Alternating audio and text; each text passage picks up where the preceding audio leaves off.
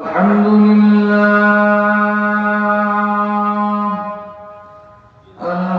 لله الذي جعل الشمس والقمر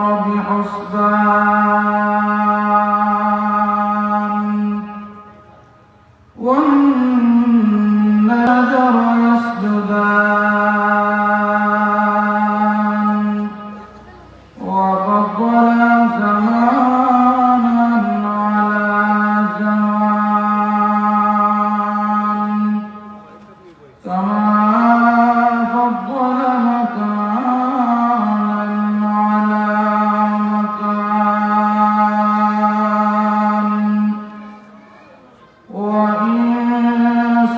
وإنسانا على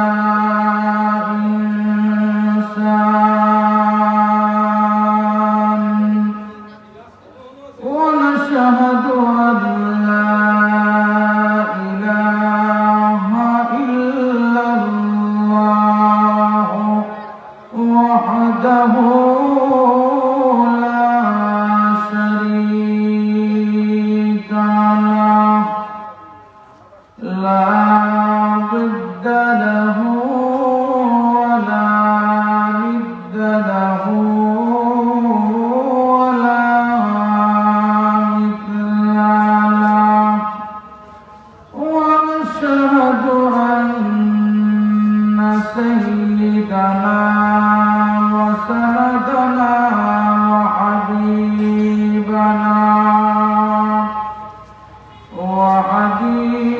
وحبيب ربنا وطبيبنا وطبيب قلوبنا وأولانا ومولانا محمدا عبده ورسوله صلى الله عليه وعلى آله وأصحابه وبارك وسلم تسليما كثيرا كثيرا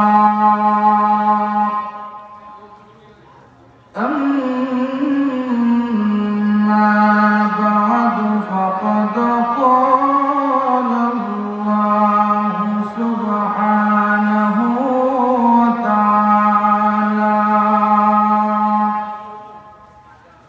في كلامه المجيد وفي فرقانه الحميد أعوذ بالله من الشيطان الرجيم بسم الله الرحمن الرحيم يا أيها الذين آمنوا اتقوا الله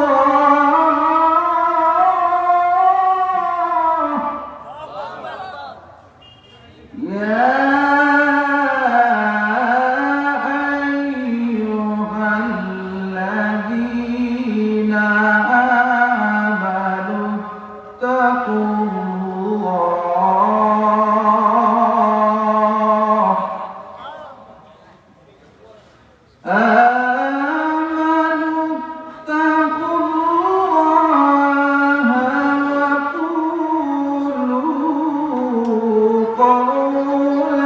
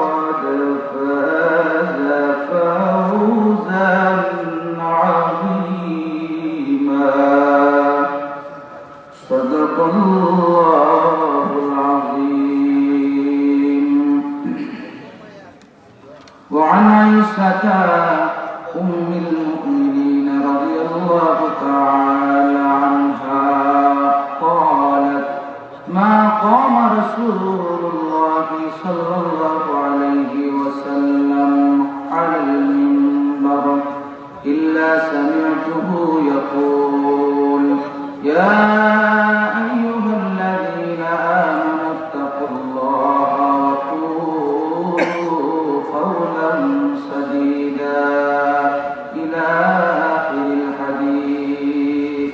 وقال تعالى في شأن حبيبه ومحبوبه ومعشوقه مخبرا وآمرا إن الله وملائكته يصلون على النبي يا أيها الذين آمنوا صلوا عليه وسلموا تسليما.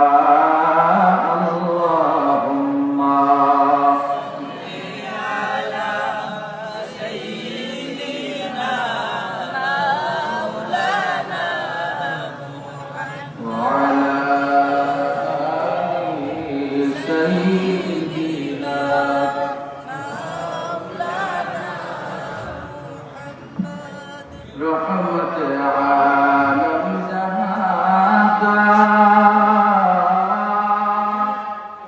سب اجالا کر دیا رحمت رحمن مرکز مدینہ بن گیا. اللہم صلی علی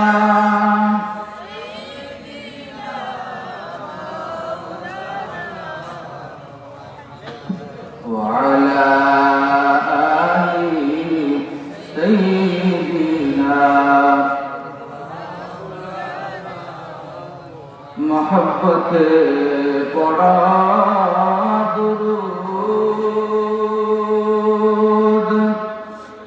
یا نبی دیر دیوانہ بھگ تخلیق যাইতে পারো ওই যে সোনার মদিনা. আল্লাহুম্মা সাল্লি আলা সাইয়্যিদিনা মাওলানা মুহাম্মদ ওয়া আলা আলি সাইয়্যিদিনা مولانا محمد اور نبیر معیار اور نبیر عشیقان والمحفیل قائم করে সাজাও নবীর প্রেম বাগান. আল্লাহুম্মা সাল্লি আলা সাইয়্যিদিনা মাওলানা মুহাম্মদ ওয়া আলা আলি সাইয়্যিদিনা মাওলানা. আল্লাহ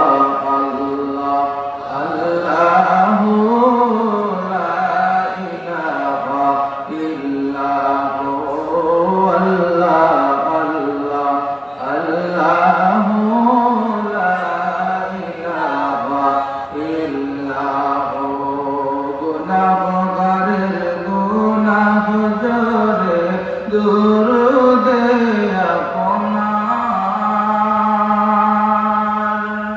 গুনাহগারের গুনাহ জরে দুরুদে আপনার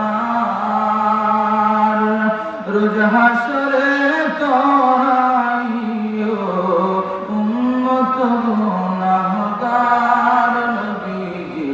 আল্লাহ আল্লাহ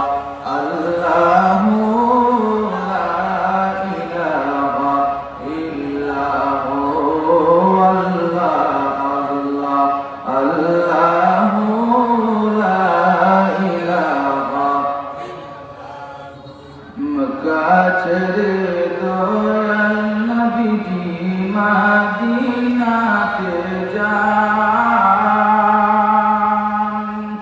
মায়ের দেশের জন্য নবীজি, মায়ের দেশের জন্য নবীজি ফিরে ফিরে চান। নবীজি আল্লাহ আল্লাহ আল্লাহ লা ইলাহা ইল্লাহু আল্লাহ আল্লাহ।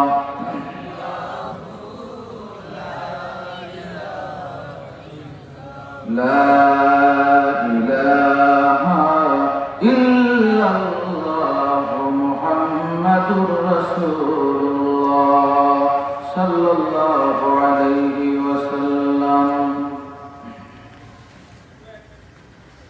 আলহামদুলিল্লাহ, পালপুর জালালিয়া ফাজিল ডিগ্রি মাদ্রাসার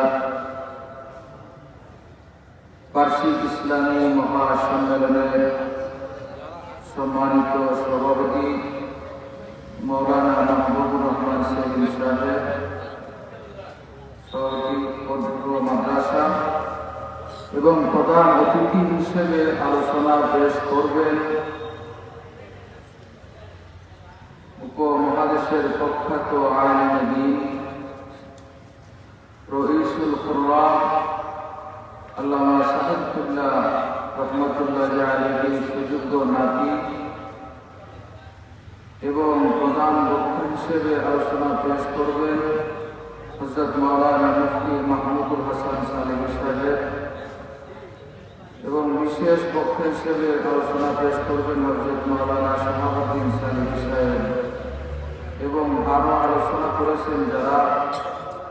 আল্লাহ রাব্বুল আলামিন প্রত্যেকের হায়াতের মধ্যে বারাকা দান করুন, সবাই বলি আমিন। ভূমিকা লম্বা না করে সরাসরি আলোচনায় ঢোকাটা ইম্পর্টেন্ট। সর্বপ্রথম আল্লাহ রাব্বুল আলামিনের দরবারে লাখো কোটি শুকরিয়া আদায় করি যে আল্লাহ পাক রাব্বুল আলামিন আমাদেরকে মায়া করে, মহব্বত করে, ভালোবেসে এই জান্নাতের বাগানে আসার এবং বসার তৌফিক দান করেছেন। এর জন্য সবাই মন প্রাণ খুলে সুউচ্চ কণ্ঠে জুড়ে সুরে সবাই বলে আলহামদুলিল্লাহ। লক্ষ কোটি কোটি দুরূদ সালাম পেশ করে আকায়ে নামদার তাজদারে মদিনা সাইয়্যিদুল মুরসালিন সাইয়্যিদুস সাকালাইন শফিউল মুজনবিন উম্মতের কামদানি উম্মতের দরদি নবী মুহাম্মদুর রাসূলুল্লাহ সাল্লাল্লাহু আলাইহি ওয়াসাল্লামের নূরানি খিদমত মুবারকে সবাই বলেন আমিন। যাই হোক, আমি আপনাদের সামনে খুতবাতে একখানা আয়াতে কারিমা তেলাওয়াত করেছি, সূরা আহজাবের 70 এবং 71 নম্বর আয়াত এবং অসংখ্য গণিত হাদিসের ভান্ডার থেকে আম্মা জান আয়েশা সিদ্দিকা রাদিয়াল্লাহু তাআলা আনহা থেকে বর্ণিত একখানা হাদিসের অংশ বিশেষ আলোচনা করেছি। আল্লাহ যেন আমাকে উক্ত আয়াত এবং হাদিসের আলোকে আলোচনা করার তৌফিক দান করেন। ওমা তাওফীকি ইল্লা বিল্লাহ আলাইহি তাওয়াক্কালতু ওয়া ইলাইহি উনীব। আমি আল্লাহর কাছে প্রার্থনা করি আল্লাহ যেন আমার জবান থেকে উপকারী কথা আপনাদেরকে শোনাইবার তৌফিক দান করেন। এমন কোন কথা আমার জবান দ্বারা আল্লাহ যেন বাহির না করেন যেই কথার মাধ্যমে ইসলামের ক্ষতি হবে, মুসলমানদের ক্ষতি হবে, জনসাধারণের ক্ষতি হবে। আল্লাহ যেন এমন কথা আমার জবান দ্বারা বাহির না করেন, আমিন। আমি যে আয়াতে কারিমা আপনাদের সামনে তেলাওয়াত করেছি, আল্লাহ রাব্বুল আলামিন বলেন ইয়া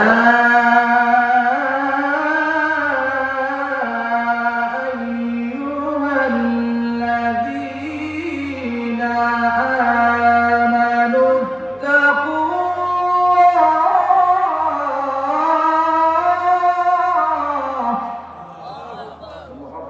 আল্লাহু আকবার। আল্লাহ রাব্বুল আলামিন সূরা আহজাবের 70 নম্বর আয়াতের মধ্যে আল্লাহ দুইটা আদেশ আমাদেরকে দিয়েছেন, দুইটা কাজ করার কথা আমাদেরকে বলেছেন। আমরা যদি এই দুইটা কাজ আল্লাহকে করে দেই, আল্লাহ আমাদেরও দুইটা কাজ করে দেবে। বলেন না সুবহানাল্লাহ। দুইটা কাজ যদি আমরা আল্লাহর করে দিতে পারি, আল্লাহ আমাদের দুইটি কাজ করে দিবেন। দুইটি কাজ আমাদের উপর আল্লাহ কি দিলেন? এক নম্বর, আল্লাহকে ভয় করতে হবে। ইয়া আইয়ুহাল্লাযীনা আমানু তাকুল্লাহ। দুই নম্বর কাজ, ওয়াকুলু কাওলান সাদীদা, এবং সর্বদা সর্ব অবস্থায় সঠিক এবং সত্য কথা বলা। এই হলো দুইটা কাজ। এর বিনিময়ে আল্লাহ আমাদেরকে কি দিবেন? আল্লাহ রাব্বুল আলামিন কত সুন্দর করে সূরা আহজাবের ৭১ নম্বর আয়াতের মধ্যে বলেন, ইউসলিহ লাকুম আমালাকুম ওয়া ইয়াগফির লাকুম যুনুবাকুম। আল্লাহ রাব্বুল আলামিন সূরা আহজাবের ৭০ নম্বর আয়াতের মধ্যে আল্লাহ রাব্বুল আলামিন দুইটা আদেশ আমাদেরকে দিলেন। সূরা আহজাবের ৭১ নম্বর আয়াতের মধ্যে আল্লাহ রাব্বুল আলামিন দুইটা কাজ করার বিনিময়ে তারা কি দিবেন বলে দিয়েছেন। দুইটা কাজের মধ্যে এক নম্বর কাজ হলো আল্লাহকে ভয় করা, দুই নম্বর কাজ সদা সত্য কথা বলা। এই দুইটা কাজ করে দিলে আল্লাহ রাব্বুল আলামিন ইউসলিহ লাকুম আমালাকুম, আমাদের আমলগুলো সংশোধন করে দিবেন, আমাদের কাজগুলো সংশোধন করে দিবেন। ওয়া ইয়াগফির লাকুম যুনুবাকুম, আল্লাহ আমাদের জিন্দেগীর গুনাহ খাতাগুলো ক্ষমা করে দিবেন। সুবহানাল্লাহ। তাহলে আমরা পাইলাম দুটি কাজ। এক নম্বর, আল্লাহকে ভয় করা। এরপরে আল্লাহ কি বলছেন? সদা সত্য কথা বলা। আল্লাহ রাব্বুল আলামিন এই দুই কথার মধ্যে কিন্তু বিশাল বড় একটা সম্পর্ক আছে। কি সম্পর্ক? যার ভিতরে আল্লাহর ভয় আছে, আল্লাহ তো সর্বপ্রথম বললেন আমাকে ভয় করো, এরপরে সত্য কথা বলো। যার ভিতরে আল্লাহর ভয় আছে সে অটোমেটিকলি সত্য কথা বলবে। বলেন সুবহানাল্লাহ। আর যার ভিতরে আল্লাহর ভয় নাই, আখিরাত দিয়ে কোনো চিন্তা নাই, সে কি সত্য কথা বলবে? যদিও বলে তার স্বার্থের জন্য সে মিথ্যা কথা বলবে। যদি বলেন ঠিক না, মিথ্যা কথা বলবে। সব কথা বলনেওয়ালা মানুষ বর্তমান জামানায় খুবই কম। মানুষ যখন নিজের স্বার্থের উপর পড়ে যায় তখন সত্য কথা বলা ছেড়ে দেয়। আল্লাহ রাব্বুল আলামিন আমাদেরকে আদেশ দিলেন কি? আদেশ দিলেন তোমরা আমি আল্লাহকে ভয় করো এবং সত্য কথা বলো। এবং হাদিস শরীফের মধ্যে আম্মা জান আয়েশা সিদ্দিকা রাদিয়াল্লাহু তাআলা আনহা থেকে বর্ণিত যে হাদিস আমি আপনাদের সামনে তেলাওয়াত করেছি, তিনি বলেন, আন আয়েশা রাদিয়াল্লাহু তাআলা আনহা قالت ما قام رسول الله صلى الله عليه وسلم على المنبر إلا سمعته يقول يا أيها الذين آمنوا اتقوا الله وقولوا قولا سديدا। আম্মা জান আয়েশা সিদ্দিকা রাদিয়াল্লাহু তাআলা আনহা তিনি বলেন, এমন কোনদিন বাকি থাকে না, এমন কোন শুক্রবার বাকি থাকে না যে শুক্রবারের মধ্যে আল্লাহর হাবিব মিম্বরের মধ্যে দাঁড়াইয়া এই আয়াতটা না পড়েন। বলেন সুবহানাল্লাহ। এমন কোন শুক্রবার বাদ নাই যে শুক্রবারে আল্লাহর হাবিব আয়াত পড়তে ভুলে গিয়েছেন। প্রত্যেক শুক্রবারে আল্লাহর হাবিব আয়াত যখন পড়তেন মানুষদেরকে জানাইয়া দিতেন, হে ইমানদার বোনেরা রে, আল্লাহকে ভয় করো, সদা সত্য কথা বলো। এরপরে আল্লাহর হাবিব মুহাম্মদ সাল্লাল্লাহু আলাইহি ওয়াসাল্লাম বলেন, আমার যে উম্মতগুলো সদা সত্য কথা বলবে, সব সময় হকের উপর অটল থাকবে, অবিচল থাকবে। আল্লাহ রাব্বুল আলামিনের পক্ষ থেকে আল্লাহ কুদরতের মাধ্যমে ফেরেশতা পাঠাইয়া আল্লাহ ওই সমস্ত বান্দা বান্দীদেরকে সাহায্য করবেন। বলেন সুবহানাল্লাহ। সংক্ষেপে একটা ঘটনা বললে আপনারা বুঝতে পারবেন। সংক্ষেপে বলতেছি, বনী ইসরাঈলের মধ্যে তিনটা ভাই ছিল। যে তিনটা ভাই আল্লাহর ইবাদত করত, এক আল্লাহ বিশ্বাসী ছিল। তিনটা ভাই, ওই সে নামাজ পড়তে পারত না, কারণ তাদের দেশের যে রাজা ছিল, যে বাদশা ছিল, জালিম ছিল, জুলুম করত, মুসলমানদের সাথে জুলুম করত। এই তিনটা ভাই গোপনে গোপনে আল্লাহ ইবাদত করে, তিনটা ভাই একবারে নিয়ত করলো, বাইরে এই রাজ্যের মধ্যে আর আমরা থাকতে পারবো না, এই রাজ্যের মধ্যে আমরা থাকতে পারবো না, এই রাজ্যের মধ্যে যদি আমরা থাকি, রাজা যদি আমাদেরকে দেখে পেলে, আমাদের কার্যকলাপ দেখে পেলে, আমরা ফসল নামাজ করিতে আদায় করি, আমরা আল্লাহর ইবাদত করি, এক আল্লাহ বিশ্বাসে আমরা যদি রাজা জানতে পারে, জানতে দিন হবে, আমাদেরকে মেরে ফেলতে দেরি করবে না। তিনটা ভাই নিয়ত করলো আমরা এই দেশ ছেড়ে চলে যাব। তিনটা ভাই রাত্রিবেলা রওনা দিল। যখন ফজরের ওয়াক্ত চলে আসলো, ওই তিনটা ভাই ফজরের ওয়াক্ত লক্ষ্য করিয়া নামাজ পড়লো, আল্লাহর জিকির করলো, ইবাদত করলো। যখন সূর্য উদিত হয়ে গেল, সূর্য ওঠার পরে তিনটা ভাই, ওই তিন ভাই এক ভাই আর এক ভাইকে বলে, ভাই রে ভাই তাড়াতাড়ি দেশ ছাড়তে হবে, যদি একটু দেরি হয়ে যায়, রাজার সৈন্যগুলো যদি আমাদেরকে দেখে ফেলে, তাদের সুখের সামনে যদি আমরা যাই, তাহলে তারা আমাদেরকে মেরে ফেলবে। ওই তিনটা ভাই কানা খুশি খুশি করতেছে, এক ভাই আর এক ভাইকে সুন্দর করে বুঝাইয়ে বলতেছে। বড় ভাই ডাক দিয়ে বলে, রাজার লোকেরা যদি আমাদেরকে পেয়ে ফেলে, যদি আমাদেরকে জিজ্ঞেস করে তোমরা কি, আমরা তখন বলে ফেলবো মুসলমান, আমরা মুসলমান, আমরা বলে ফেলবো আমরা মুসলমান। তুমি বলবানি ছোট বড় ভাই ছোট ভাইকে, মেজো ভাইকে বলতেছে ভাই তুমি বলবানি, মেজো ভাই বলতেছে হ্যাঁ আমি বলবো আমি মুসলমান। তৃতীয় নম্বর ছোট যে ভাই ছিল, ভাইরে তুমি বলবানি তুমি মুসলমান, সেও বলতেছে বলবো আমি মুসলমান, তুমি মিথ্যা কথা বলতে পারবো না, আমরা মুসলমান সদা সর্বদা সত্য কথা বলবো। বলেন ঠিক না বেটি? ওই তিনটা ভাই হাঁটিয়া হাঁটিয়া যাইতেছে, যখন সূর্য পরিপূর্ণ উঠে গেল, রাজার সৈন্যরা তিনটা ভাইকে ঘোড়া দিয়ে আসিয়া ঘেরাও করে ফেলল। এই তিনটা ভাইকে ঘেরাও করে ফেলে জিজ্ঞেস করলো তোমরা কারা? তখন তারা তিনজন উচ্চ কণ্ঠে বলল আমরা মুসলিম। আমরা বললাম মুসলিম, আমরা সবাই মুসলিম, আমরা মুসলিম, আমরা মুসলিম, এইভাবে চিৎকার দিয়ে বলতেছে আমরা মুসলিম। সাথে সাথে তিন ভাইকে ধরিয়া রাজার সামনে হাজির করা হলো। রাজার সামনে হাজির করিয়া বলতেছে, ও বাদশা, তারা তিন ভাই মুসলমান, দেশ থেকে চলে যাইতেছিল, আমরা তাদেরকে ধরে নিয়ে আসছি আপনার কাছে, এখন কোন বিচার করবেন বলেন?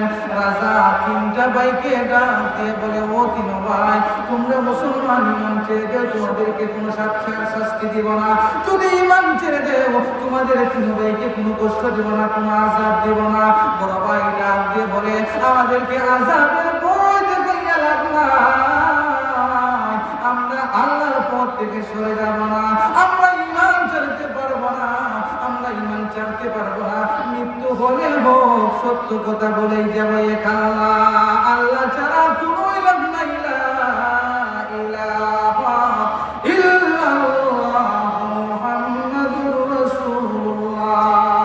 সবাই আমার সাথে বলেন না ইলাহা ইল্লাল্লাহ মুহাম্মাদুর রাসূলুল্লাহ। বড় ভাইকে বলতেছে বাদশা, ডাক দিয়ে বড় ভাইকে বলে, এই মুহূর্তে তোমাকে অগ্নিকুণ্ডের মধ্যে ফেলে দেওয়া হবে, জ্বলন্ত আগুনের মধ্যে, জ্বলন্ত আগুন তৈরি করো, ওই আগুনের মধ্যে কড়াইয়ের ভিতরে তেল দিয়া তেল গরম করো, তেল গরম করে দেওয়া হইল। এরপরে বলতেছে, বলে তুমি ঈমান ছেড়ে দিবা, আল্লাহ থেকে সরে যাবা, একটিবারের জন্য বলে তোমাকে তেলের মধ্যে বানাইব না। বড় ভাই রাজাকে ডাক দিয়ে বলে, রাজা তাড়াতাড়ি আমাকে তেলের ভিতরে ফেলে দাও, তাড়াতাড়ি তেলের ভিতরে ফেলে দাও, আমার আর সহ্য হচ্ছে না, আমার মন বারবার সাক্ষী দিছে এটা তেল নয়, এটা হচ্ছে আল্লাহর তৈরি জান্নাতের বাগান। বলেন সুবহানাল্লাহ, একটু মহব্বতে জুড়ে সুরে বলেন সুবহানাল্লাহ। আল্লাহ যে বান্দাকে কিভাবে সাহায্য করে সত্য কথা বলার কারণে, এই তার বাস্তব প্রমাণ আপনাদের সামনে বলতেছি। আল্লাহ রাব্বুল আলামিন কুদরতের মাধ্যমে আল্লাহর বান্দাদেরকে সাহায্য করেন কিভাবে, লক্ষ্য করে দেখেন।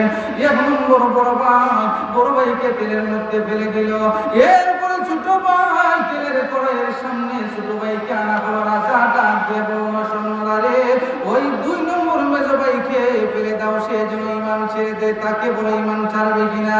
মেজো ভাই ডাক দিয়ে বলে, না, একটি সেকেন্ডের জন্য ঈমান ছাড়তে পারবো না, আমাকে মেরে ফেলো, আমার কোনো আপত্তি নাই, এরপরে ঈমান ছাড়বো না। বলেছি আল্লাহ ওই কথার উপর অটল অবিচল থাকবো, এক চুল পরিমাণ সরব না। মেজো ভাইকে তেলের মধ্যে ফেলে দিবে, এমতো অবস্থায় মেজো ভাই শুনে ডাকতেছে, বড় ভাই ডাক দিয়ে বলতেছে, বাইরে জান্নাতের বাগানে চলে আস। আর আমাদের ছোট ভাইকে ডাক দিয়ে বলছে, ও যেন জান্নাতের বাগানে চলে আসে। বলেন সুবহানাল্লাহ। মেজো ভাইকে তেলের মধ্যে ফেলে দিল। তেলের মধ্যে ফেলে দেওয়ার পরে ছোট যে ভাইটা আছে ওই ভাইকে রাজা ডাক দিয়ে বলে, আল্লাহর বান্দা, তুমি ঈমান ছেড়ে দাও, তুমি ঈমান ছেড়ে দাও, হোক তুমি ছেড়ে দাও। তুমি হক ছেড়ে দিলে হক বাতিল হয়ে যাবে, তুমি বেঁচে যাইবা। হক বাতিল হয়ে গেলে তুমি বেঁচে যাইবা।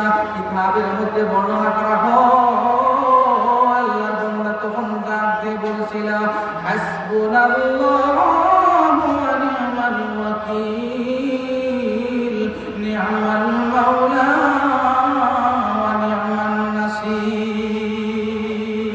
জুড়ে বলুন না আল্লাহু আকবার।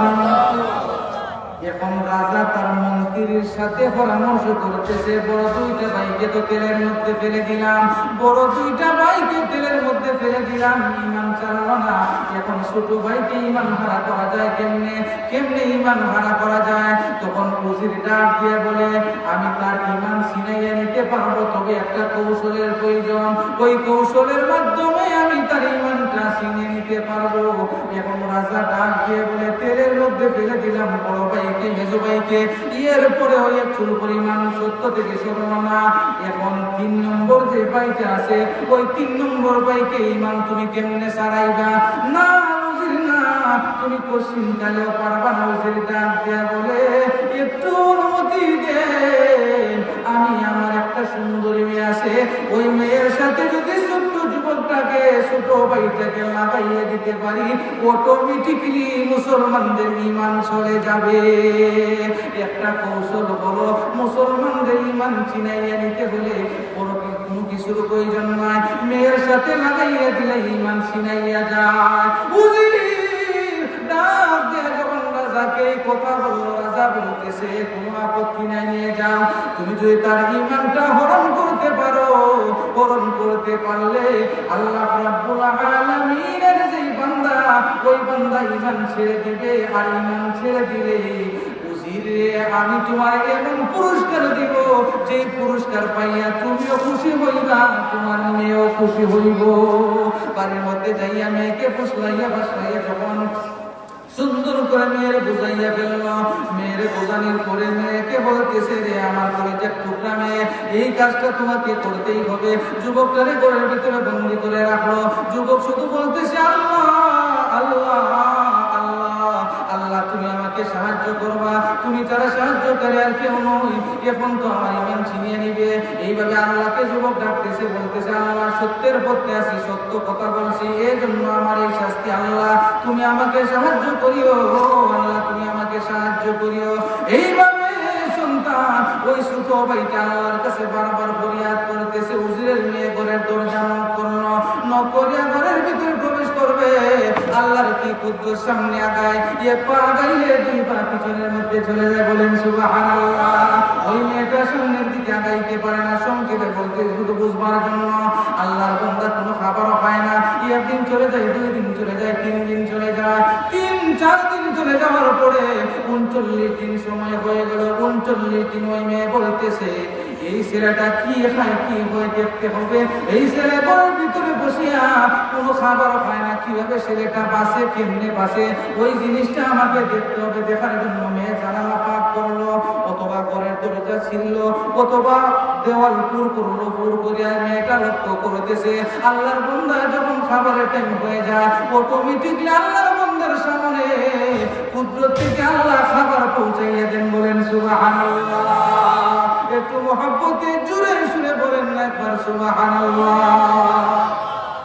কুদরত থেকে খাবার চলে আসে যুবকের, কুদরত থেকে খাবার চলে আসে। আল্লাহর বান্দা ওই খাবারটা খাইয়া পেটের খিদা নিবারণ করে আল্লাহর কুদরত থেকে আল্লাহ খাবার পাঠাইয়া দেন। এমতো অবস্থায় মহিলা ওই মেয়েটা দরজার ভিতরে ডাক দিয়া বলতেছে, ও আল্লাহর বান্দা দরজাগুলো আজকে কোনো খারাপ নিয়তে আসি না, এবারও নিয়তে আসছি, তোমাকে 2-3টা প্রশ্ন করব। 2-3টা প্রশ্ন করার পরে যদি উত্তর পেয়ে যায় আমি চলে যাবো, আর থাকবো না। সাথে সাথে আল্লাহর বান্দার দরজা খুলে দেওয়া হইল। আল্লাহর বান্দার ঘরের ভিতরে মহিলা ঢুকিয়া বলতেছে, ও আল্লাহর বান্দা তুমি এমন কোন আল্লাহর ইবাদত করো যে আল্লাহর ইবাদত করার জন্য আল্লাহ রাব্বুল আলামিন খুশি হইয়া তোমার খাবার দেন? ওই আল্লাহর ইবাদত করো। আল্লাহর বান্দা ওই আল্লাহর ইবাদত করলে ফায়দা কি হবে? আল্লাহর বান্দা সুন্দর করে মহিলাকে বুঝাইয়া বলে, ওই আল্লাহর ইবাদত করলে আল্লাহ দুনিয়াতেও ইজ্জত দিবেন, আখিরাতেও আল্লাহ ইজ্জত দিবেন। দুনিয়াতে আমি ওই আল্লাহর ইবাদত করার কারণে আল্লাহ আসমান থেকে আমার খাবার পাঠাইয়া দেয়, আর যখন দুনিয়ার জমিন থেকে বিদায় নিব, কবরের মধ্যে যখন রাখা হবে, কবরটা আল্লাহ আমার জন্য জান্নাতের বাগান বানাইয়া দিবেন। বলেন সুবহানাল্লাহ। সাথে সাথে মেয়েটা ডাক দিয়া বলে, এখন কলমা পড়াইয়া মুসলমান বানাইয়া দাও, লা ইলাহা ইল্লাল্লাহ মুহাম্মাদুর রাসূলুল্লাহ সাল্লাল্লাহু আলাইহি ওয়াসাল্লাম। 39 দিন রাত্রিবেলা তারা দুইজন পলায়ন করছে, ঘর থেকে দুইজন পলায়ন করিয়া যখন যাইতেছে, এমতো অবস্থায় যুবক ডাক দিয়া বলে, মহিলারে তুমি তো আমার জন্য হারাম, তোমার সাথে আমি চলাফেরা করতে পারবো না। এমতো অবস্থায় তোমার সাথে যদি আমি চলাচল করি, শয়তান আমাদেরকে ধোঁকা দিয়ে ফেলবে, আমরা খারাপ কাজের মধ্যে লিপ্ত হয়ে যাব। না না, বিবাহ করা শুনে হারাম হবে না, তুমি চলে যাও, আমিও চলে যাই। এমতো অবস্থায় যুবক লক্ষ্য করে দেখে দুইটা ঘোড়া সামনের দিকে আগাইয়া আসতেছে, দুইটা ঘোড়া সামনের দিকে আগাইয়া আসতেছে। দুইটা ঘোড়ার মধ্যে দুইটা যুবক আছে। ওই দুইটা যুবক বসিয়া বসিয়া এত সুন্দর চেহারা যুবকদের, এই যুবকটা দেখে বলতেছে, এত সুন্দর চেহারা, বুড়া দিয়ে আসতেছে, এরা কারা আসতেছে বুড়া দিয়া। এই চিন্তা আল্লাহর বান্দা করতেছে। এমতো অবস্থায় আল্লাহর বান্দার সামনে বুড়া থেকে আসিয়া দুইটা যুবক নামিয়া বলতেছে, ও ভাই তুমি আমাকে চিনতে পারতেছ না? আমি তোমার বড় ভাই, আমি তোমার মেজো ভাই, আমি তোমার বড় ভাই। এইভাবে যখন পরিচয় দেওয়া হইল, আল্লাহর বান্দা ডাক দিয়ে বলে, বাইরে এই 40টা দিন পর্যন্ত তোমরা কোথায় ছিলা? এই 40 দিন আমার কাছে লাগছে 40 বছর সময় আমার কাছ থেকে অতিবাহিত হয়েছে। ও ভাই এখন কিসের জন্য আসছো? তখন তারা দুই ভাই বলে, আল্লাহ আমাদেরকে পাঠাইয়া দিয়েছেন তোমাদেরকে বিবাহ বন্ধনে আবদ্ধ করে দেওয়ার জন্য। তোমাদেরকে বিবাহ বন্ধনে আবদ্ধ করাইয়া আমরা যে ঘোড়া নিয়ে আসি, ওই ঘোড়ার উপর আরোহণ করবা, আর আল্লাহর তৈরি জান্নাতের মধ্যে ঢুকিয়া যাইবা। বলেন সুবহানাল্লাহ। শুধু সত্য এবং হকের প্রত্যেক হকে রাখার কারণে আল্লাহ এই পুরস্কার দিয়েছেন। আলোচনা দীর্ঘ হয়ে গেল। এখন যেই সূরা, যে আয়াত আমি তেলাওয়াত করেছিলাম, সূরা আহজাবের 70 এবং 71 নম্বর আয়াত, এই আয়াতে 2টা ফায়দা এবং 2টা ফজিলত আছে। এক নম্বর, ফাদাইল আবু মুসা আশআরী রাদিয়াল্লাহু তাআলা আনহু, তিনি বলেন,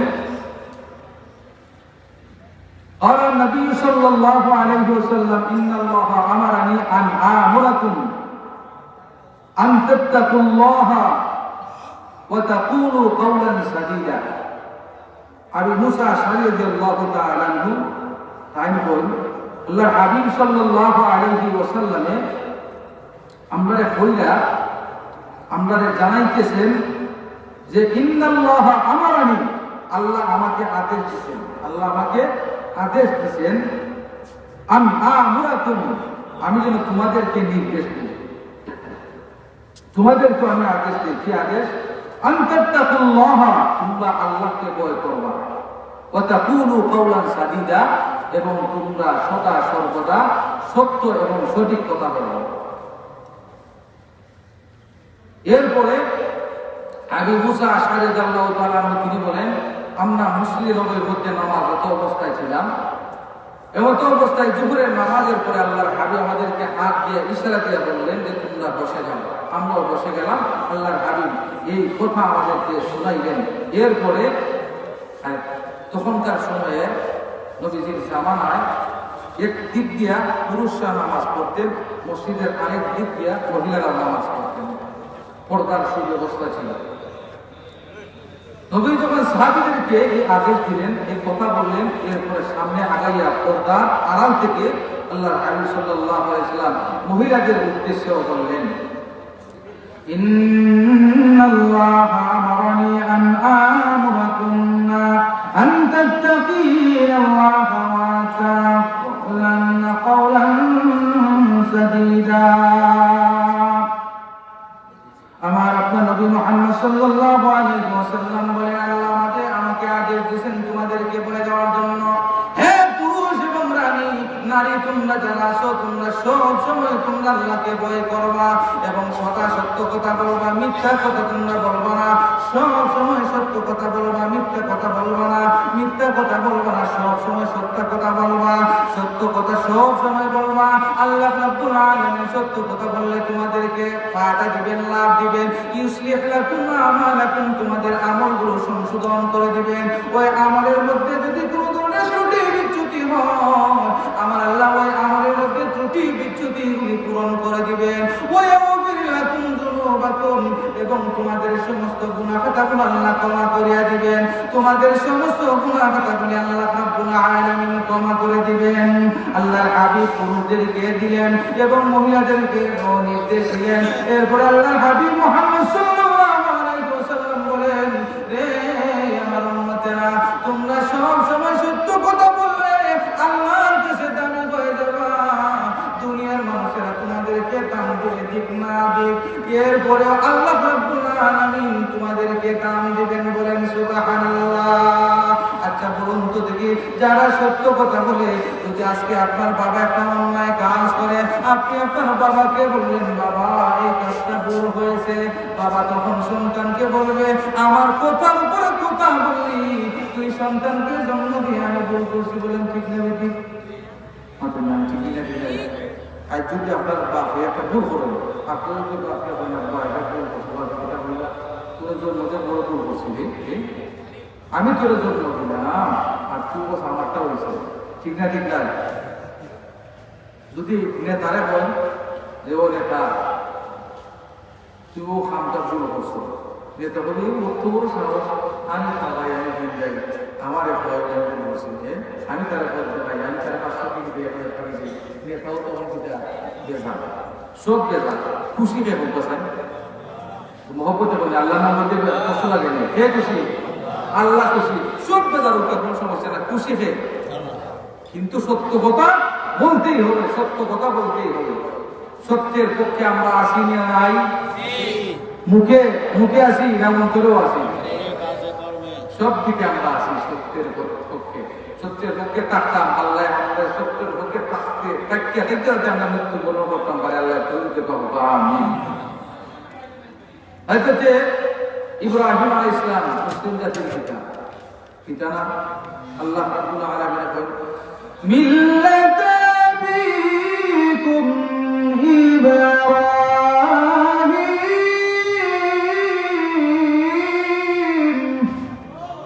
হুয়া সাম্মাকুমুল মুসলিমিন। আল্লাহু আকবার। মুসলমান জাতির পিতা ইব্রাহিম খলিলুল্লাহ সর্বদা সত্য কথা বলতেন।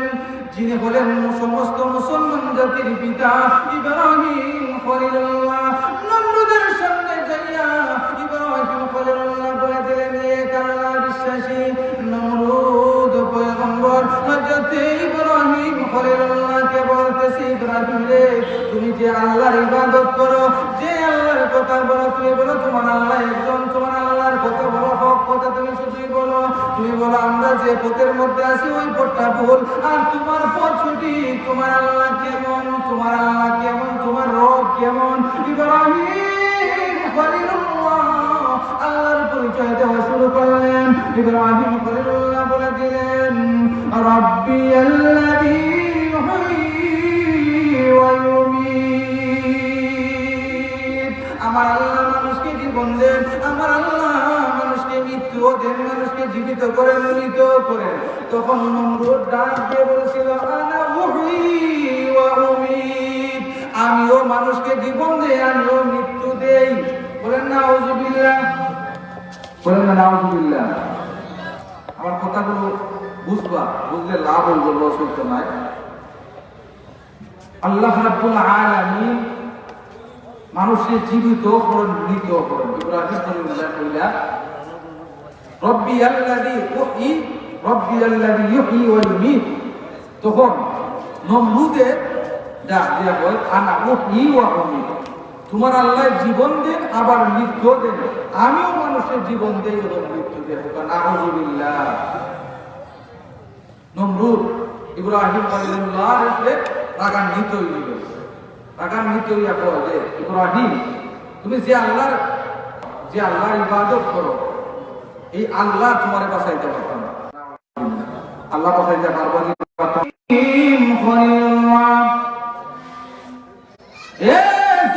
কথা বলেন, সত্য কথা বলেন, আল্লাহ দাওয়াত দেন।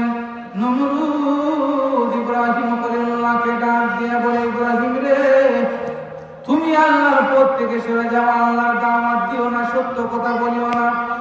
ইব্রাহিম খলিলুল্লাহ বলেন, না না, আমি এক আল্লাহর দাওয়াত দিব, এক আল্লাহর কথা বলবো, আমি বলবো, মিথ্যা কথা বলতে পারবো না, সব সময় সত্য কথা আমি বলবো। নমরুদ বিশাল অগ্নিকুণ্ড তৈরি করে ফেলল, ওই অগ্নিকুণ্ডের মধ্যে ফেলে দিবে।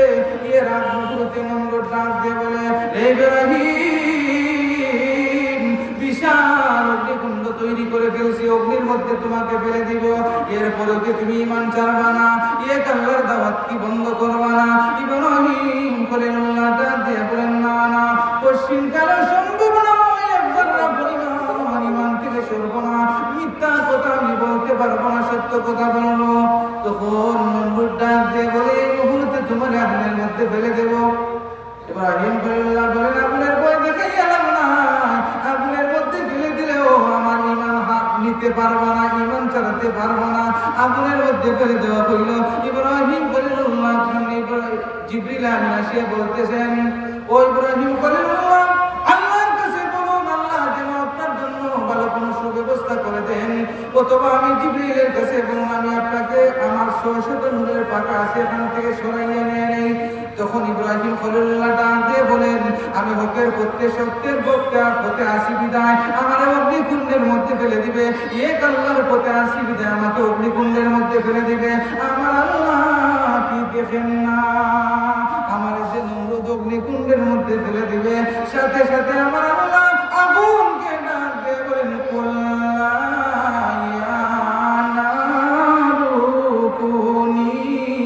বারদান ওয়া সালামান আলা ইব্রাহিম। জুড়ে বলুন আল্লাহু আকবার, একটু মহব্বতে জুড়ে জুড়ে বলুন আল্লাহু আকবার। আল্লাহ রাব্বুল আলামিন আগুনকে ডাক দিয়ে বলেন, আগুনকে তুমি শান্ত হয়ে যাও, আমার ইব্রাহিমের জন্য আরামদায়ক হয়ে যাও। ইব্রাহিম খলিলুল্লাহ অগ্নিকুণ্ডের মধ্যে পড়ে গেলেন, এরপরও তিনি ঈমান ছাড়লেন না। আমাদেরকে যদি কোনো রকম একটা সুরে দেখাইয়া দেয়, আমরা ঈমান ছাড়তে সময় লাগবে না, বলেন ঠিক না বেঠিক? যদি আমরা সামনে একটা সুরি আনে, ঈমান ছাড়ি আর সুরি দেখা গেলে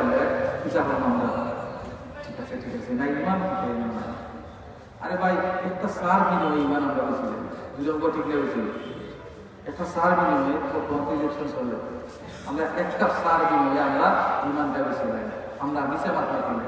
আজকে আমরা অমুক এখন ইলেকশন করার জন্য ভাই ফুটটা খাই দিতে পারবো, ঠিকঠাক দিতে হবে না, আপনাদের আপনাদের বুটটা আপনি খাই দিচ্ছেন, ঠিক না? ঠিক না, বুট আপনি খাই দিচ্ছেন। এরপরে আরো বিষয়ে পাইলাম, বলে তোমরা তুমি তো আমার এলাকার, আমার টানা, যখন বুটটা তুমি কারে দিবা, বলে পয়সা বিচার দিতে হবে, বুট তো আপনার বুট মূলত কয়টা হতে চাই, এরপরে একটা তাই দিলা কয়জনকে, দুইজনের দিচ্ছেন না, আচ্ছা তার জীবনে বারবার দুজন দিয়ে এই অধিকার আসেনি, এর সময় আসি যখন বর্তমানে এই অধিকার, আর এর সময় একজন রাস্তাও দিছে না, ইটা নজরে আমরা বাংলাদেশে হয়েছে কি হয়েছে না, হয়েছে, ইটা নজরে রয়ে গেছে বিষয়টা। আল্লাহ রাব্বুল আলামিন তাকে হাল করুকা হুকা আমিন। আমরা 5 টাকার সার বিনিময়ে 500 টাকার বিনিময়ে আমরা ঈমান চাই, আমরা মিশাত না বলে 500 টাকার বিনিময়ে আমরা বিচারা গেছি, বিচারা যাওয়ার বাদে দেখা যায় আমরা রায় দিতে হইলে সঠিক যে রায়টা না দিয়ে আমরা রায় বদলাই কিলা বদলাই এর আগে রায়টা এসে জেল বিচারি এন গেছে রায়টা এসে নেয় ওইজন চাষা ওই 1000 টাকা আমার আমাকে চা পান খাই দিবা আর কালকে তো বিচার আপনি একটু তার মন দিয়ে আমার বিচারটা একটা করেন জানো চাষা বলে আইছে বাবা যে কোনো চিন্তা নেই আপনি বিচার তোমার ওই বলে চিন্তা করবো না এর বিচার করা বিচারে যে ঠেকা খাইলে 1000 খাইয়া যাওয়ার আধা ঘন্টা বাদে এর পরের ভক্ত আইছে আইয়া পর ও চাষা কালকে তো বিচার হওয়ার আছে চাষা করে উঠিয়া উঠি 1000 টাকা দিয়ে চা বানিয়ে খাই যাবে বুঝছি বুঝছি আর কিন্তু লাগতো মানে ইশারা ইঙ্গিতে ঠে মানে ঠেঙ্গা বুঝিটা হে দিছে 1000 মানে বিচার উল্টাই দাম এখন চাষায় বলে যখন কিতা করা যায় পাতি যা বলে চাষা আমি বলে 1000 আমি দিলাম 5000 আচ্ছা 5000 নেওয়া সার্ভিস এটা দেখো বিচার যাওয়ার বাদে চাষায় এই 5000 এর ঠেলায় রায় সঠিক না এটা বেঠিক গেলাইছে ইমাম বেসলানি না বেসলানা ইমাম বেচনিয়া বেচনিয়া হাসামার জন্য মিশে আমার ছই আর আল্লাহর হাবিবে কিতাব বলছেন আল্লাহ আদেশ কিতাব দিয়েছেন যে তোমরা আল্লাহর উপর করো আর সদা সত্য কথা কও আল্লাহর উপর করার কিতাব করো সদা সত্য কথা কও আমরা আল্লাহর বই করি না আমরা সত্য কথা বলি না মিথ্যা কথা বলি আল্লাহ আল্লাহর এই সমস্ত কাজ করি হেফাজত রাখো আমিন আমরা দায়িত্ব সবসময় আল্লাহর বই করতাম আর সদা সত্য কথা বলতাম নিচে মাতাম না মারতাম না আউকা কথা এই কথা কিন্তু আবার মূলত 3 প্রকার কথা কয় প্রকার কথা যে আমরা বলি ইসলামের দৃষ্টিতে কথা কয় প্রকার 3 প্রকার কালাম বাক্য কথা কিন্তু মূলত 3 প্রকার এক নম্বর হইলা সিদ্ধ সত্য একদম সত্য কথা এই সত্য কথা সব সময় আমরা কইতাম আম্মা কালাম ও সিদ্ধ ফাহুয়া আল্লাযী ইউতাবিকুল হাকীকা সত্য কথা হইল যা এমন সত্য কথা যা বর্তমানের লোকের মিল আছে বর্তমানের লোকের সামঞ্জস্য যেমন এখন রায় আমি বললাম এটা রায় এটা হইলে সিট মানে সত্য বড়টা আমার মাথার পাগড়ি আছে এখন যদি আমি কই আমার মাথার পাগড়ি নাই তার মানে বোঝা গেল এটা মিশা না নেই মিশা আর যদি কই যে আমার মাথার এই মুহূর্তে পাগড়ি আছে এটা সত্য এটাকে কয় সিট মানে যেটা বর্তমানে লোকের সামঞ্জস্য যেটা কয় সিট কালামুল গাদি ওটা আগে বললাম আল্লাহ ইউতাবিকুল হাকীকা যা বর্তমানে লোকের সামঞ্জস্য নয় এটা হইল কালামুল গাদি এরপরে 3 নম্বর যে এটা হইল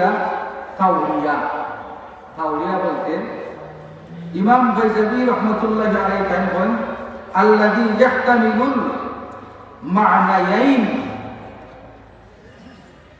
এটা হইল এমন একটা অর্থতে দুইটা অর্থ কিনা দেয় যে বাক্যা আগে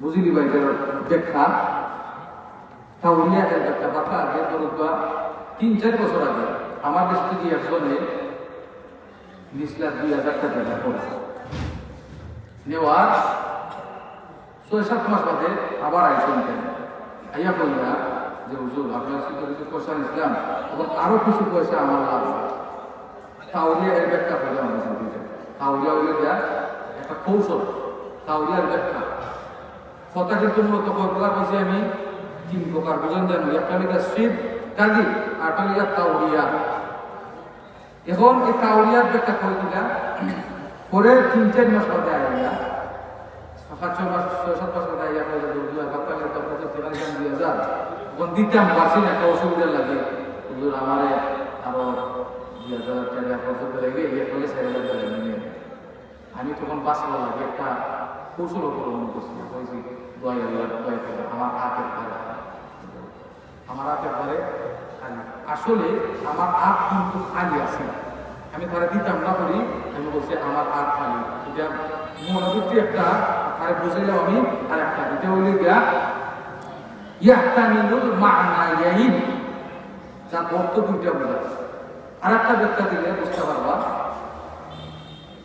ইমাম গাযযালী রাহমাতুল্লাহি আলাইহি তানি ব্যাখ্যা দিয়েছেন, গীতা ব্যাখ্যা দিয়েছেন, ইব্রাহিম আলাইহিস সালামের ব্যাখ্যা দিয়েছেন।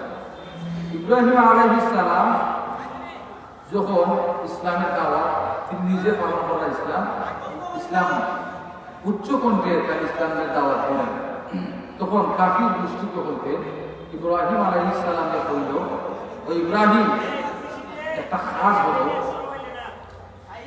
আমরা তো প্রতি বছর আমরা উৎসব থাকি, মূর্তি পূজা আমরা পূজার যাই, তুমি আওলা খালি একটা পূজার যাইতে। ইব্রাহিম আলাইহিস সালাম তখন কইছেন, ইন্নী সাকিম। এটা কইছেন ইন্নী সাকিম, ইন্নী সাকিম অর্থাৎ আমি অসুস্থ। ইব্রাহিম আলাইহিস সালাম এর ব্যাখ্যায় হয়েছে যে ইব্রাহিম আলাইহিস সালাম মূলত অসুস্থ, শারীরিক অসুস্থ আসলে না, মানসিকভাবে ইব্রাহিম আলাইহিস সালাম খুব অসুস্থ আসলে। এর বাদেও ইব্রাহিম আলাইহিস সালামের প্রথম যে ইন্নী সাকিম অর্থাৎ আমি মানসিকভাবে অসুস্থ, কারণ তোমরা মূর্তি পূজা করায় পূজা তো আমি যাইতে পারো না, সবে মূর্তি পূজা যাই গেলে দেখে আমার সহ্য না। এজন্য ইব্রাহিম খলিলুল্লাহ বলেছেন ইন্নী সাকিম অর্থাৎ আমি অসুস্থ, মূলত মানসিকভাবে অসুস্থ। আরেকটা ব্যাখ্যা দিয়েছেন, এটা হল প্রত্যেক মাসের 13 এবং 14 তারিখ ইব্রাহিম খলিলুল্লাহ শারীরিকভাবে একটু অসুস্থ হয়ে গেল। তখন ইব্রাহিম বলে হিসাব করে তখন 15 তারিখ ঠিকও আছে, ওটাই বলে যে ইন্নী সাকিম আমি অসুস্থ। এখানে আবার ইন্নী মারিয়ম আমি অসুস্থ, এটা বোঝা গেলে শারীরিকভাবে সত্যিকার অর্থে কেন অসুস্থ।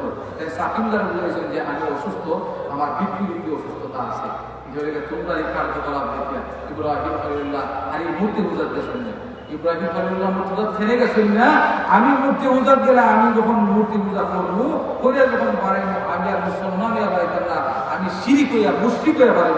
যদি হোক ঠিক না, ঠিক আজকে যদি মূর্তি পূজা যারা করে এরা যদি আমরা সমর্থন দেই, এই সমর্থন দিই তারা কাছে যাই, যাওয়ার বাদে মূর্তি পূজার লোকে যে আমরা শরীর হই বলে তাইলে আমরা পারিবার সময় কিতে হয়ে পারিলাম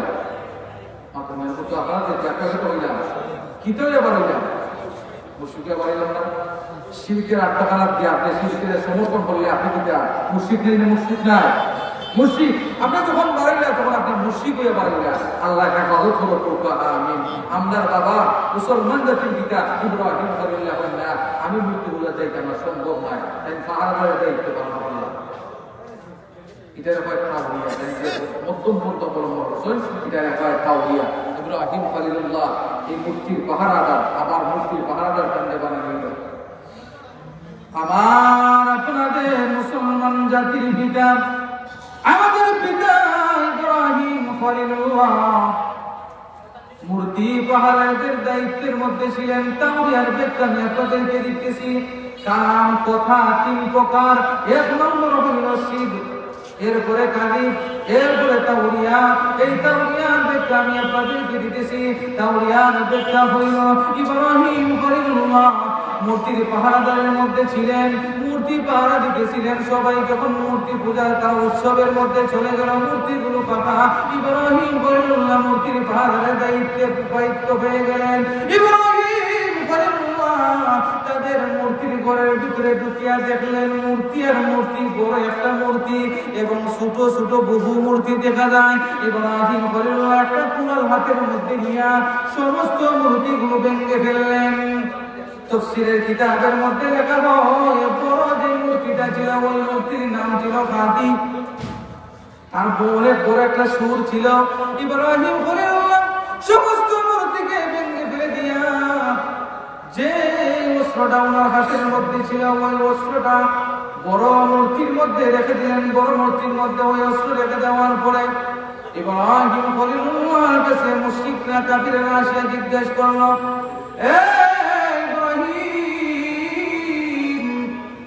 তোমাকে তো আমরা পাহারাদার হিসেবে রেখে দিয়েছিলাম, তুমি পাহারা দিবা। এখন দেখা যায় এই যে মূর্তিগুলো ভাঙা, এই কাজটা কে করলো? এই মূর্তিগুলোকে কে ভাঙলো? ইব্রাহিম খলিলুল্লাহ তখন ডাক দিয়ে বলছিলেন, বাল ফাআলাহু কাবীর, যেটা বড় ওটাই করছে, বলতে সুবহানাল্লাহ, যেটা বড় ওটাই করছে। ইব্রাহিম খলিলুল্লাহ বলে যে যেটা বড় ওটা করছে, তার মানে বড়টার কাছে তুই কিতাব করে আলো, বড়টার কাছে তুই তুইছ দুরান তুইছ। আর বইরা বাল ফাআলাহু দাবি যেটা বড় ওটা কাম করছে। ইব্রাহিম খলিলুল্লাহ যখন এই কথাটা হয়েছে, এই কথা হওয়ার ভিতরে দুইটা বর্ততায় নামছে, তাই এটা তাওলিয়া ব্যবহার করছে, মধ্যম পন্থা, অর্থাৎ যে বড় এই কামটা হচ্ছে, অর্থাৎ ইব্রাহিম ভাই বুঝাইছেন না যে ও মূর্তিরে শক্তিরে মারছে, তারাই বুঝাইছো দুইটা, একটা তারাই বুঝাইছেন যে ও বড় মূর্তি জন্য এটা মারছে, আর তাই বুঝাইছো যে যত কাফির মুশরিক আছে এই সমস্ত কাফির মুশরিকদের চাইতে একজন ইমানদার সবচেয়ে বড় হোক। সুবহানাল্লাহ। একজন ইমানদার বর্তমান বড়, সবচেয়ে বড়। 1000 মুশরিক আছে, এর মাঝে একজন মুমিন বান্দা আছে, মুসলমান আছে, ওই 1000-এর মধ্যে একজন পাওয়ারফুল হোক। সুবহানাল্লাহ, সুবহানাল্লাহ, একজন পাওয়ারফুল। ইব্রাহিম খলিলুল্লাহ বুঝাইছেন যে আমি মারছি আর আমি তো সবার বড় হোক। সুবহানাল্লাহ, আমি তো সবার বড়। ইব্রাহিম খলিলুল্লাহ মধ্যম পন্থা অবলম্বন করেছেন। আমরা সদা সত্য কথা বলবো, মিথ্যা কথা বলবো না। আর যদিও মিথ্যা কথা বলতে হয়, দুইটা জায়গায় মিথ্যা কথা বলা যায়। 1 নম্বর জায়গা হলো জান বাঁচাইতে বলে মিথ্যা কথা বলা জায়েজ। 2 নম্বর হলো দুইটা গোত্রের মধ্যে ঝগড়া লেগে গেছে, অথবা 2 ভাইয়ের মধ্যে ঝগড়া লেগে গেছে। এই 2 ভাইয়ের ঝগড়া মিটাইতে যাইয়া, 2 গোষ্ঠীর ঝগড়া মিটাইতে যাইয়া মিথ্যা কথা বলা জায়েজ আছে। বলেন আল্লাহু আকবার। 2 জায়গায় মিথ্যা বলা যায় জান বাঁচাইতে গিয়া। আর তো জায়গা দিতে পাইলাম আমরা যে 2 গোষ্ঠীর মধ্যে মারামারি আছে, এমত অবস্থায় মারামারি মিটাইতে যাইয়া আপনি মিথ্যা কথা বলতে পারবেন। এই 2 জায়গা বিরুদ্ধে আর কোন জায়গা মিথ্যা কথা আমরা কইতাম না। আরেকটা জায়গা আছে যে জায়গা পিছিয়ে মাথা কইতাম না, কিনা এটা কোন কথা কইতাম নি, ওগুলো কথা কইতাম না। আরেকটা জায়গা কিটা নিজের বোর গেছে, নিজের বোর গেছে কিছু আর মাথা। এখন কতলে কিলা হারিয়েছে। যেমন আপনি আপনার স্ত্রীকে খুশি করতে যাইয়া আপনি আপনার স্ত্রীকে মিথ্যা কথা কইতে হবে, মন জয় করতে যাইয়া বা স্ত্রী সন্তুষ্টি পাইতে যাইয়া আপনি বিষয়ের কথা পাবেন। মনে করেন তরকারি মজা হয়েছে না, আপনি স্ত্রীকে বললে তরকারি খুব মজা হয়েছে, স্ত্রী খুশি হইবা হইতে না, তরকারি তো মন লাগছে না, একবারে বললে মন লাগছে, স্ত্রীকে যাইবা খুশি হইবা, খুশি হইবা। এই অত অবস্থায় নিষেবাদ পাতা যায়, স্ত্রীর সাথে নিষেবাদ পাতা যায়, শুধু মনটা প্রফুল্ল রাখার ক্ষেত্রে। যাই হোক, পাইলাম যেটা কালাম, অর্থাৎ কথা প্রকার 3 প্রকার। আমার কথা বললেন, আমি যা আলোচনা করলাম লাস্টে ফিনিশিং দিব, এটা বুঝবা যে প্রত্যেকটা কথা আপনারা আমার প্রত্যেকের লাগে একটা শিক্ষা। এই যে 1.5 ঘন্টা 1 ঘন্টা আলোচনা করবো, আমার লাগে যা বলবো সবগুলো আমরা শিক্ষা। হয়তো অনেকে কই যে লম্বা লম্বা টান দিন না, কেন লম্বা টান দেওয়া যাবে 1.5 ঘন্টা পর্যন্ত এক কানে ওয়াজ করতে পারবো, কিন্তু আপনারা যদি শুনতে বুঝেন না, শিখেন না, এই টান যা লাভ আছে নি, লাভ নাই। কথা প্রকার ইসলামের দৃষ্টিতে 3 প্রকার। 1 নম্বরে লিখা কালামুস সিদ, কালামুল কাযিব, এরপরে কালামুত তাওলিয়া। আল্লাহ রাব্বুল আলামিন আমাদের কথা সঠিকভাবে হওয়ার তৌফিক আল্লাহ দান করুক, আমিন। সাহাবায়ে কেরামরা সব সময় সত্য কথা বলেছেন, এবং নেতার বিরুদ্ধে গেলে যাক, মন্ত্রীর বিরুদ্ধে গেলে যাক, এটা তারা পরোয়া করতেন না। পয়গম্বরেরা রাজা এবং বাদশাদেরকে ভয় পায় নাই। কেন ভয় পান নাই? যে রাজা বাদশা কি, আমার সাথে তো আমার আল্লাহ আছেন। হাসবুনাল্লাহু ওয়া নি'মাল ওয়াকিল, নি'মাল মাওলা ওয়া নি'মান নাসির। পয়গম্বর হযরত ইব্রাহিম খলিলুল্লাহ নমরুদকে ভয় পান নাই, সত্য কথা বলে দিয়েছেন। পয়গম্বর হযরত ইব্রাহিম খলিলুল্লাহকে আল্লাহ শ্রেষ্ঠত্ব দিয়েছেন। আল্লাহ রাব্বুল আলামিন আমাদের পিতা, মুসলমান জাতির পিতা ইব্রাহিম খলিলুল্লাহকে সম্মানী বানাইছেন, নমরুদকে আল্লাহ সম্মানী বানাইছেন। জুতা পেটা করিয়া নমরুদকে আল্লাহ দুনিয়া জমিন থেকে বিদায় দিয়েছেন। নমরুদকে মারতে আল্লাহ কোনো কামান ব্যবহার করেন নাই, বড় কোনো অস্ত্র ব্যবহার করেন নাই। নমরুদকে মারতে যাইয়া আল্লাহ বড় কোনো অস্ত্র ব্যবহার করেন নাই। আল্লাহ রাব্বুল আলামিন একটা লেঙ্গা মশা পাঠাইয়া দিয়েছেন। ওই লেঙ্গা মশা নমরুদের নাক দিয়া ঢুকিয়া মুখের মধ্যে চলে গেছে। মুখের মধ্যে যাইয়া নমরুদে বারবার ইঙ্গিত ইঞ্জেকশন দিছে, বারবার ইঞ্জেকশন দিছে। নমরুদ মাথা ব্যথা সহ্য করতে পারে নাই, মাথার মধ্যে বারবার আঘাত করতে করতে নমরুদের আর সহ্য হয় না।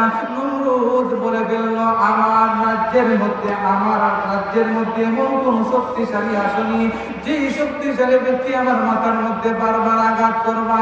আগে করমের জুতা ছিল, কাঠের জুতা, এই কাঠের জুতা দ্বারা বারবার আঘাত করা হয়। শক্তিশালী সুযোগের অধিকারী বারবার মাথার মধ্যে আঘাত করে, মাথার মধ্যে বারবার আঘাত করে জুতাকে পিটাইতে সিংহাসন থেকে বাহির করে দিয়েছে। এরপরে নমরুদের মৃত্যু হয়েছে, বড়াই করেছিল। আল্লাহ রাব্বুল আলামিন নমরুদকেও দুনিয়ার জমিন থেকে চিরবিদায় করে দিয়েছেন। এরপরে ফেরাউন বলেছিল, আনা রাব্বুকুমুল আলা, আমি সবচেয়ে বড় খোদা। আমার আল্লাহ বলেন, ফেরাউন রে, তুমি খোদাই দাবি করো, তুমি আমার পয়গম্বর মুসারে ভয় দেখাও, আমার মুসা ভয় পাইবে না। মুসা কালিমুল্লাহ ফেরাউনকে ভয় পান নাই, মুসা কালিমুল্লাহ ফেরাউনকে ভয় পান নাই, সব সময় সত্য কথা বলেছেন। আল্লাহ রাব্বুল আলামিন ফেরাউনকে মারতেও কোনো কামান ব্যবহার করেন নাই। আল্লাহ একেবারে স্বাভাবিকভাবে নীল নদের মধ্যে আল্লাহ রাব্বুল আলামিন ফেরাউন সহ তার দল সবাইকে পানি ডুবাইয়া মারছেন। কোকা ঠিক না বেঠিক? যত বড় ক্ষমতা দেওয়া হোক, যত বড় শক্তিশালী হোক, আল্লাহর কাছে তার শক্তির কোনো ভ্যালু নাই, মূল্য নাই। আল্লাহ রাব্বুল আলামিনের সমস্ত পয়গম্বরেরা সত্য কথা বলেছেন। আমার আপনার নবী মুহাম্মদুর রাসূলুল্লাহ সাল্লাল্লাহু আলাইহি ওয়াসাল্লাম সত্য কথা বলতেন, সাহাবায়ে কেরামদেরকে সত্য কথা বলার আদেশ দিয়েছেন। হযরত আবু বকর সিদ্দিক রাদিয়াল্লাহু তাআলা সিদ্দিক উপাধি পেয়েছেন সত্যকে বিশ্বাস করার জন্য। সত্যকে বিশ্বাস করেছেন। মেরাজ থেকে আসার পরে নবী বললেন, আমি এক রাত্রি বেলায় আমি মসজিদে হারাম থেকে মসজিদে আকসা পর্যন্ত ভ্রমণ করলাম, মসজিদে আকসা থেকে আরশে আজিম পর্যন্ত জান্নাত দেখলাম, জাহান্নাম দেখলাম।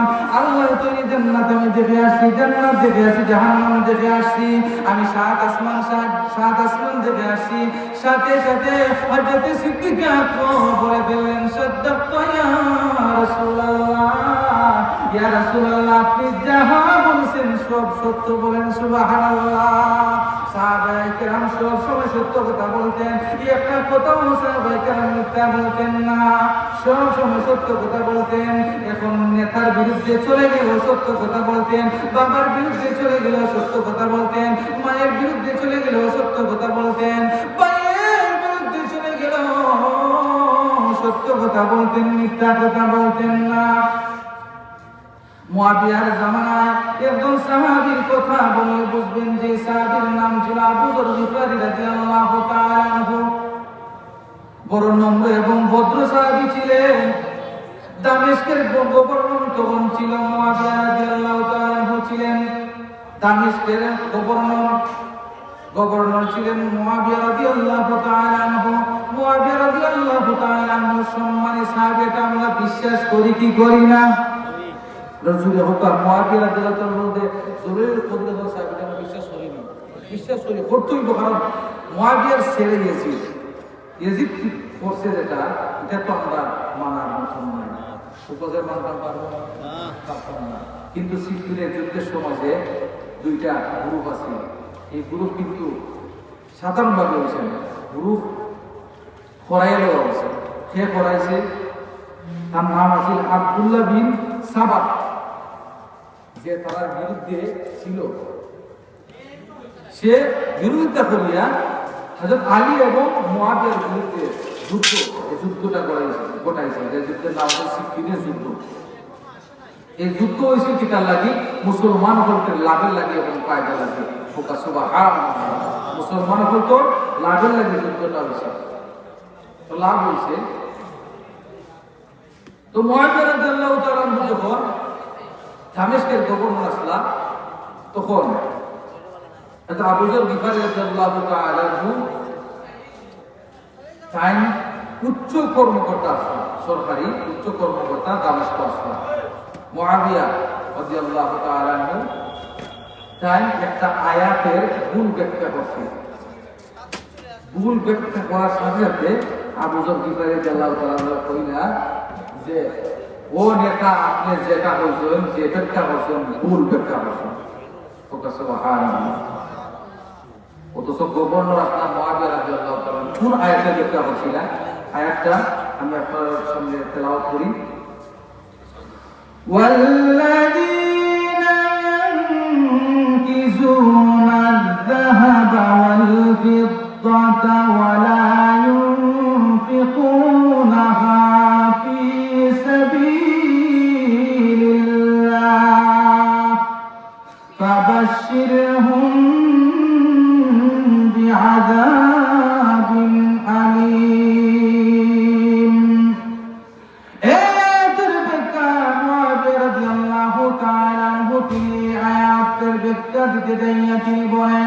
এই আয়াতটা আমাদের উপর নয়, আল্লাহ রাব্বুল আলামিন আহলে কিতাবের উপরে আয়াত নাযিল করেছেন।